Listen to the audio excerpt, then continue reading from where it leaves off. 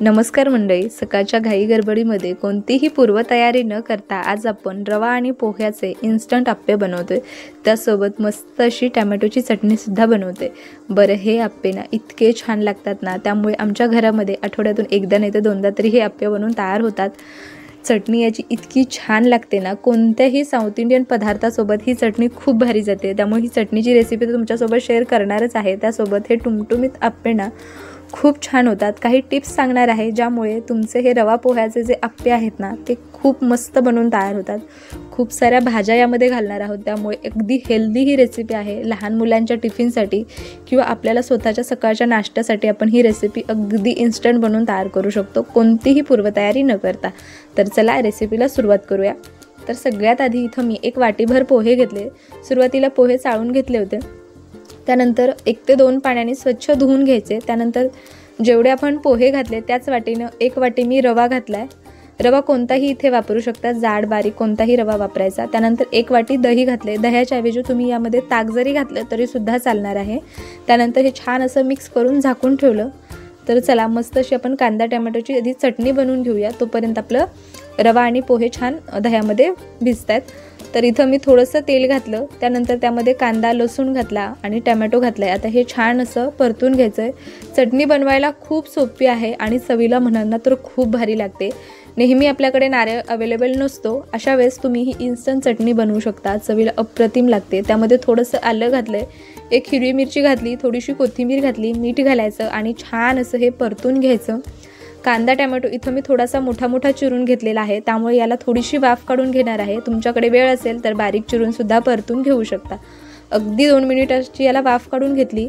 व्यवस्थित असं याला थंड करून घ्यायचं आणि मिक्सरच्या भांड्यामध्ये याला छान असं बारीक वाटून घ्यायचं, म्हणजे चटणी अगदी परफेक्ट बनवून तयार होते। नेहमीची आपली साधी फोडणी याला करायची। थोडंसं तेल घातलं, मोहरी घातली, त्यामध्ये थोडीशी कढीपत्त्याची पानं घालायची आणि आपण जी चटणी तयार करून घेतली होती ती चटणी घालायची। तुम्हाला जितपत चटणी पातळ किंवा दाटसर आवडते त्या अंदाजाने इथं पाणी वाढवायचं।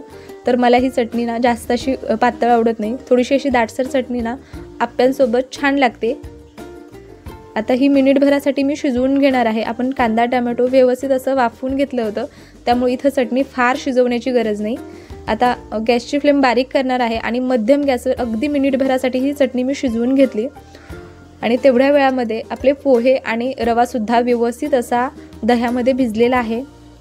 अगदी डाळ तांदळाचं बॅटर अगदी जसं असतं ना त्या पद्धतीचं आपल्याला इथं बॅटर हवं आहे। त्यामुळे काय करायचं ना, मिक्सरच्या भांड्यामध्ये हे सगळं काढून घ्यायचं आणि व्यवस्थित असं याला आपल्याला फिरवून घ्यायचं। म्हणजे काय होतं ना, जसं आपण डाळ तांदळाचं बॅटर करतो ना अगदी स्मूथ, अगदी त्या पद्धतीचं हे बॅटर बनवून तयार होतं। ही सगळ्यात महत्त्वाची टिप्स आहे। खूप जण पोहे घालत नाही, नुसते रव्याचे आप्पे बनवून तयार करतात, ते तेवढे छान होत नाही। एकदा पोहे आणि रव्याचे अशा पद्धतीचे मिक्स आप्पे नक्की ट्राय करा, खूप भारी बनवून तयार होतात। आणि हे जे बॅटर आहे ना हे थोडंसं मिक्सरमधून फिरवून घ्यायचं, म्हणजे याला जे टेक्स्चर येतं ना मंडळी, अगदी आपण डाळ तांदळाचे जे आप्पे किंवा इडली डोसा बनवतो ना अगदी त्या पद्धतीचं हे बॅटर बनवून तयार होतं। आणि या बॅटरपासून तुम्ही उत्तप्पा बनवू शकता, इडलीसुद्धा बनवू शकता किंवा डोसेसुद्धा बनवू शकता। या बॅटरपासून तुम्ही साऊथ इंडियन कोणतेही पदार्थ बनवून घेऊ शकता। त्यामध्ये इथं मी चवीनुसार मीठ घातलेलं आहे, मस्त बारीक चिरलेली कोथिंबीर घातली, शिमला मिरची घातलेली आहे, 1 हिरवी मिरचीसुद्धा बारीक चिरून घातलेली आहे। लहान मुलं असेल ना तर हिरवी मिरची नाही घातली ना तरीसुद्धा चालणार आहे। तुमच्याकडे जेवढ्या भाज्या आहेत तेवढ्या तुम्ही इथं बारीक चिरून यामध्ये घालू शकता किंवा नुसतं कांदा टोमॅटो कोथिंबीर घातली तरीसुद्धा चालणार आहे। तर इथं मी गाजर, शिमला मिरची, टोमॅटो, कांदा, कोथिंबीर घातलं होतं। आता हे छान असं मिक्स करून घ्यायचं। हे बघा, आता इथं महत्त्वाची टिप्स तुम्हाला देते। खूप जणांचे आप्पे आहेत ना मस्त होतात पण आतमध्ये खूप दाटल्यासारखे होतात, तर तसं होऊ नये म्हणून काय करायचं ना, यामध्ये थोडासा खाण्याचा सोडा घालायचा आणि सोडा घातल्याच्या नंतर कंटिन्यू याला 2-3 मिनिटं ना मस्त हलवून घ्यायचं।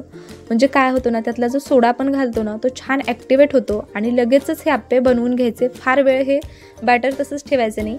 जर तुम्ही जास्त प्रमाणामध्ये जर हे बॅटर बनवलं ना तर जेवढं तुम्हाला एका भांड्यामध्ये जेवढे मावतात ना आप्पे तेवढं बॅटर घ्यायचं, त्यामध्ये अगदी चिमटीने थोडासा सोडा घालायचा, मिक्स करायचं आणि त्यानंतर आप्पे पात्रामध्ये घालायचं, म्हणजे आप्पे छान टुमटुमीत बनवून तयार होतात। तर ही खूप महत्त्वाची टिप्स आहे, नक्की फॉलो करा। आता इथं मी आप्पे पात्रामध्ये थोडंसं तेल घातलं, तुम्ही बटर किंवा तूपसुद्धा घालू शकता. इथं मी तेल घातलेलं आहे आणि आप्पे असे साईडने सोडायला घ्यायचे, म्हणजे सगळे जे आप्पे आहेत ना ते एकसारखे व्यवस्थित असे भाजले जातात. मध्ये जर सुरुवातीला आप्पे घातले ना तर ते खूप पटकन भाजले जातात किंवा करपतात आणि आतून कच्चे राहण्याची शक्यता असते. म्हणून असे साईडने आप्पे सोडायचे आणि त्यानंतर मध्ये आप्पे घालायचे, म्हणजे सगळे आप्पे एकसारखे भाजले जातात. आता हे जे आप्पे पात्र आहे ना यामध्ये एक बारमध्येच म्हणजे ना एका भांड्यातच 12 आप्पे बसतात. त्यामुळे सकाळच्या घाई गडबडीमध्ये ना मला हे आप्पे बनवायला खरंच खूप सोपं जातं. आणि हे नॉनस्टिकचं भांडं आहे त्यामुळे कमीत कमी तेलामध्ये सुद्धा खूप छान यामध्ये आप्पे बनवून तयार होतात. जर तुमच्याकडे बिड्याचं आप्याचं पॅन असेल ना तर थोडंसं जास्तीचं तेल लागू शकतं, पण याला फारसं तेल लागत नाही. सगळं बॅटर मी यामध्ये घातलेलं आहे आणि गॅसची फ्लेम मध्यम ठेवायची. मध्यम गॅसच्या फ्लेमवर ही आप्पे आपल्याला व्यवस्थित असे वाफवून घ्यायचे आहेत. आणि आप्पे बनवत असताना ना महत्त्वाची टिप्स तुम्हाला सांगते, गॅसची फ्लेम अजिबात मोठी करायची नाही. मोठी जर गॅसची फ्लेम केली ना तर वरून आप्प्यांना पटकन रंग येतो आणि काय होतं ना आतून आप्पे कच्चे राहतात. हे बॅटर काय होतं ना व्यवस्थित असं शिजलं जात नाही. त्यामुळे काय करायचं ना मस्त असे बारीक गॅस करायचा आणि व्यवस्थित असे हे आप्पे वाफवून घ्यायचे, म्हणजे आतपर्यंत व्यवस्थित असे शिजले जातात आणि वरून सुद्धा रंग छान येतो आणि कुरकुरीत बनून तयार होतात. तर चला इथं ही आप्पे मस्त असे मी पलटी करून घेत आहे, म्हणजे दोन्हीही साईडनी व्यवस्थित असे भाजून घ्यायचे. तुम्ही यांना रंग बघू शकता, किती सुरेख यांना रंग आलेला आहे. तर मंडळी तुम्हाला ही रेसिपी कशी वाटली ना मला कमेंट करून नक्की सांगा. आणि तुम्ही आज आपल्या चॅनलवर पहिल्यांदा आला असाल तर चॅनलला सुद्धा सबस्क्राईब करा. वेळात वेळ काढून तुम्ही ही संपूर्ण रेसिपी पाहिली त्याबद्दल खूप आभारी आहे. रेसिपी कशी वाटली ना ते मला नक्की कमेंट करून सांगा. आणि रव्या पोह्यापासून तयार केलेली तुमची कोणती इन्स्टंट आणि टेस्टी रेसिपी आहे ना ती सुद्धा मला कमेंट करून सांगा. मी तुमची रेसिपी नक्की ट्राय करेल.